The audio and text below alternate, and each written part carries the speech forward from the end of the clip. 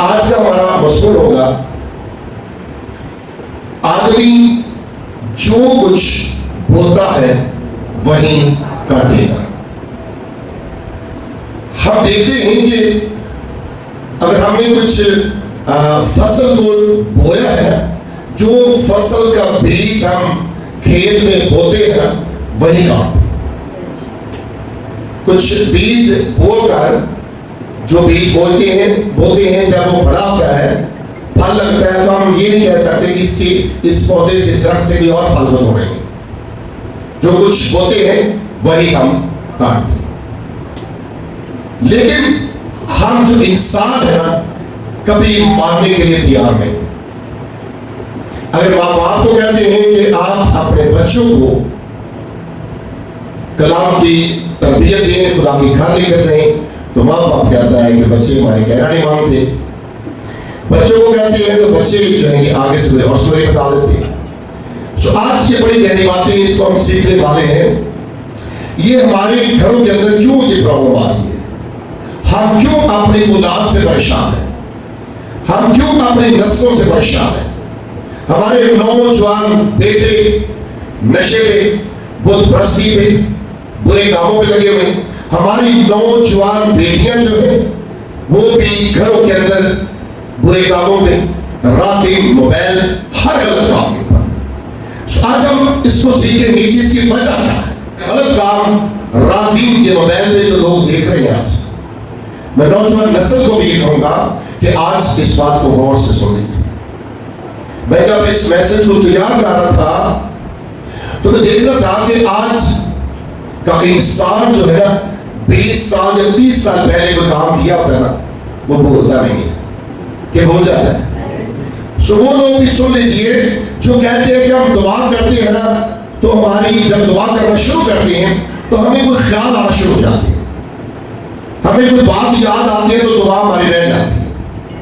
तो आज इस बात को गौर से सुन लीजिए कि अब आपका वक्त है कि आप नौजवान नस्ल जो है आज खुदा के कलाम को सुनकर इसको अपने अंदर ले।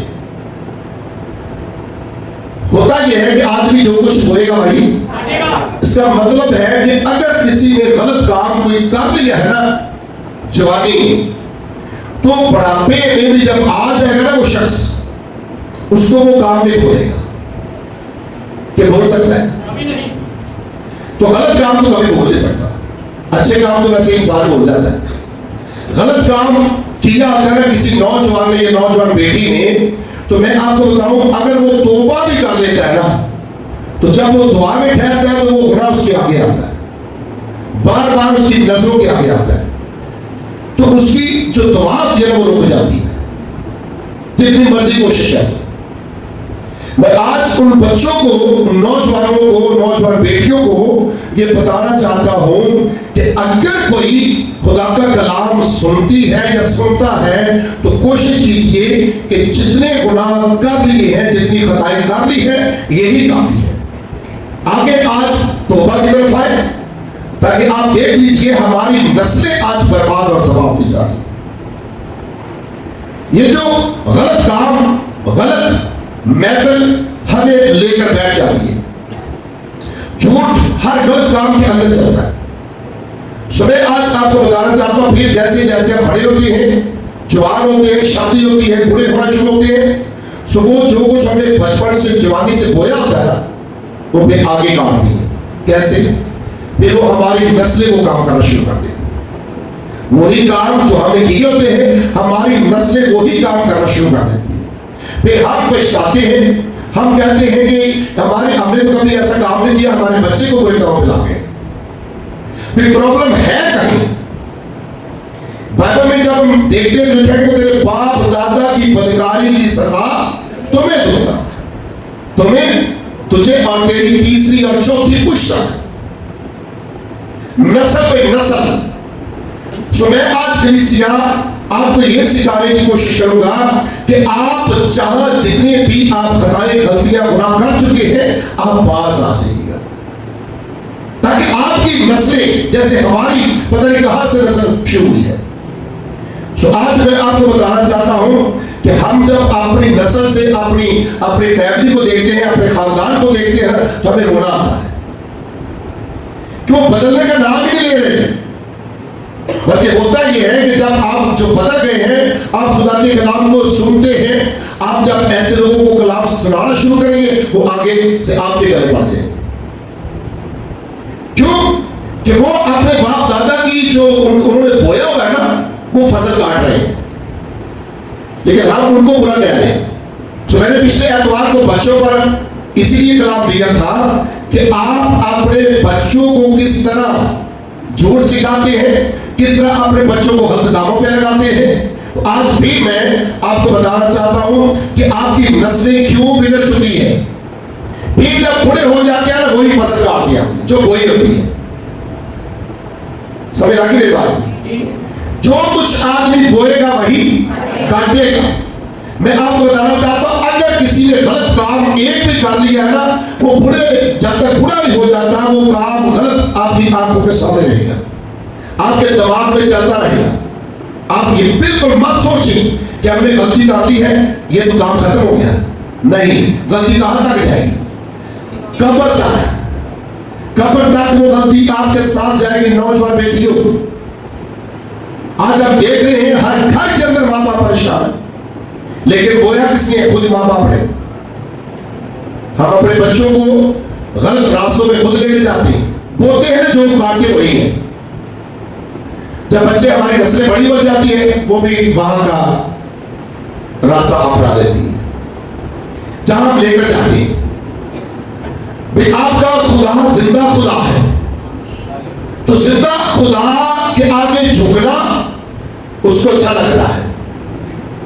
वो चाहता है कि मेरे लोग मेरे आगे झुकें। मैं इसको जब सीख रहा था तो होता ऐसा है कि जब हम खुदा को छोड़कर किसी और के पास जाते हैं ना, तो हम खुदा का रुतबा नीचा कर रहे होते हैं और उस शख्स का रुतबा ऊपर कर रहे होते हैं। तो क्या खुदा को गुस्सा गया? बीज बोने वाले की मिसाल सुनी हुई है।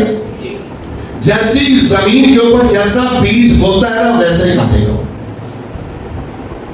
हम बीज ऐसी जमीन पर डालते हैं जहां उगता ही नहीं है, या फिर ऐसी जगह पर फेंकते हैं जहां परिंदे खा जाते हैं, या ऐसी जगह पर अपना बीज डालते हैं जहां उस बीज को झाड़ियां छुपा लेती है अपने अंदर। हमें पता नहीं हमने बोना कहां है। हमें आज मैं आपको बताना चाहता हूं, कलीसिया आज सीखें कि आपने जब बोना है तो कहां बोना है। मैंने बड़े लोगों को देखा है कि वो कभी किसी आम बंदे को अपना हथियार नहीं देते, पहले देखते हैं कि ये खादम क्या खुदा का खादम है या नहीं। वो कहते हैं हमने रूहानी बीज अपना बोना है, हम उस खादम को हथियार दें जो खादम खुदा के रूह से बना हुआ है। और कुछ लोगों को आपको पता ना, कुछ लोग कहते समझा ही दिया जितने मर्जी दे चलो है, हथियार दिया जितने मर्जी दे चलो। भाई आप देखें, आपकी मेहनत का पैसा है, आपकी कमाई का पैसा, रात दिन आप मेहनत करते हैं, आप क्यों अपना पैसा जाया करते हैं? देखें, सोचे समझे कि आपका पैसा कहां काम आएगा। आप बीज को जब आप खेलते हैं ना, आप सोचिए कि आपने किस जमीन के ऊपर अपना बीज बोना है। क्यों? बीज जब बड़ा होगा, पौधा निकलेगा, तो उसके ऊपर अच्छा फल आएगा। उस अच्छे फल से आप अच्छा बिजनेस कर सकते हैं। आदमी जो कुछ बोलता है वही हम जो हमेशा कभी हमने नहीं सोचा कि हम जिस्म की फसल जो है बोते हैं, जिस्म की फसल, जिस्म को खुश करने के लिए हम हर काम करते हैं।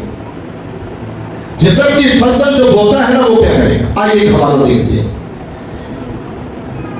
पौलुस के नाम गलतियों का खत 6 बाब की 7 से 8 आयत में हम देखते हैं कि रसूल क्या लिखता है मेरे और आपके लिए।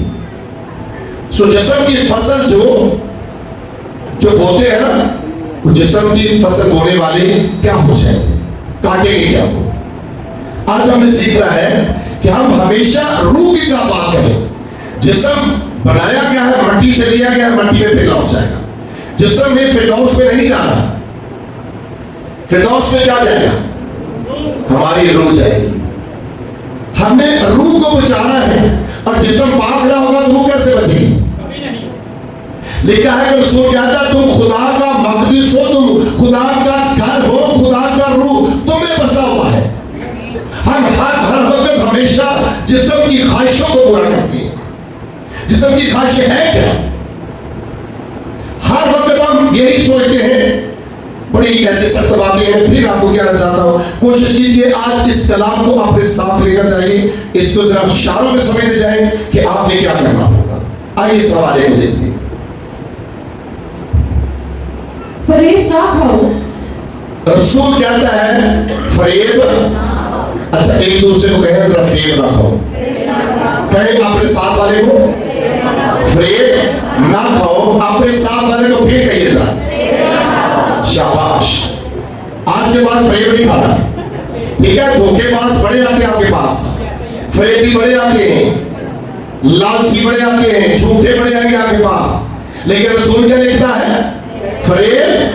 ओ क्या बात, पता चल गया ना? आजकल सारे नौजवान फरेब खा रहे हैं, नौजवान बेटियां फरेब खा रहे हैं। फरेब जब खाती है ना तो आपकी जिंदगी, सारी जिंदगी दागी हो जाती है। आप जितने मर्जी बात में अच्छे हो जाते हैं ना, लोग कहते हैं ये वो लड़का जा रहा है, ये वो लड़की जा रही है जिसके कितने फ्रेंड थे। मेरी बात को जरा कान खोल कर सुन लीजिए। फिर आपकी शादियां जब हो जाती है ना तो बेटी आपको ताने मेरे लोग देती हैं। बेटियां जब आती है अपने माँ बाप की घर तो मोहल्ले वालों को सब पता होता है, कहते हैं आप बड़ी शाह पढ़ी, बड़ी तेज पढ़ी, बड़ी बात पढ़ रही है, इसको जानते हैं हम सारी। इस बात को जरा गौर से सुन लीजिए, फरेब ना खाएं। आजकल नौजवान लड़के खूबसूरत लड़कियों के फ्रेम में आते हैं, खूबसूरत लड़कियां लड़कों के फ्रेम में आ जाती हैं। सो रसूल क्या लिखता है? फरेब जी पढ़िएगा। खुदा ठट्ठों में नहीं उड़ाया जाता। खुदा ठट्ठों में नहीं उड़ाया जाता, क्योंकि आदमी जो कुछ बोता है, क्योंकि आदमी जो कुछ बोता है वही काटेगा। वही काटेगा। जो कोई अपने जिस्म के लिए बोता है, जो कोई अपने जिस्म के लिए बोता है, वो जिस्म से हलाकत की फसल काटेगा। वो जिस्म से हलाकत की फसल काटेगा। आपको पता है जो जिस्म के काम तो जाहिर है, हरामकारी, बुत परस्ती, शहवत परस्ती, हर बुरे काम जिस्म करता है, लेकिन कैसी फसल काटेगा? हलाकत की फसल। हलाकत की। अपने जिस्म को नहीं बचाने की जरूरत हमें कि नहीं है? हेलो, जाग रहे हैं ना? जिस्म को बचाएंगे, जिस्म पाक होगा तो खुदा आपके अंदर आएगा, क्योंकि बाइबल में लिखा है खुदा हाथ के बनाए हुए घरों के अंदर नहीं रहता, खुदा ईंटों, पत्थरों और हीरों के घरों के अंदर नहीं रहता। लेकिन खुदा के कलाम में लिखा है, रसूल कहता है तुम खुदा का मक़दिस हो, तुम खुदा का घर हो, खुदा का रूह तुम्हें बसा हुआ है। जब आपका बदन पाक होगा, जब आपका घर पाक होगा, घर के अंदर से खुशबू आती होगी, घर के अंदर खुदा का नाम लिया जाएगा, तो खुदा आपके अंदर होगा।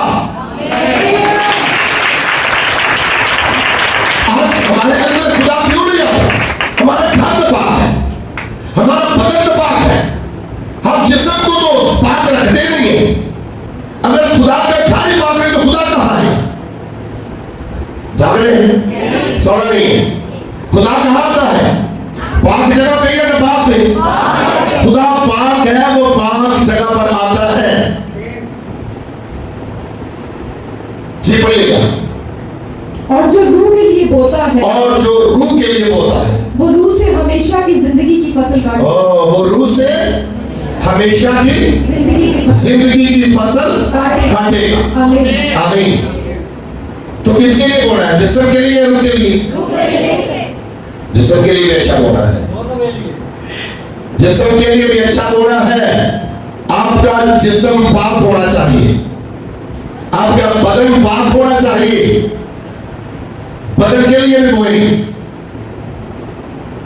होता है ना कि बाइबल में जब हम सीखते हैं ना तो हमारा यीशु क्या है? हमारा दुल्हा। तो जो दुल्हन होती है वो कैसी होनी चाहिए? कैसी?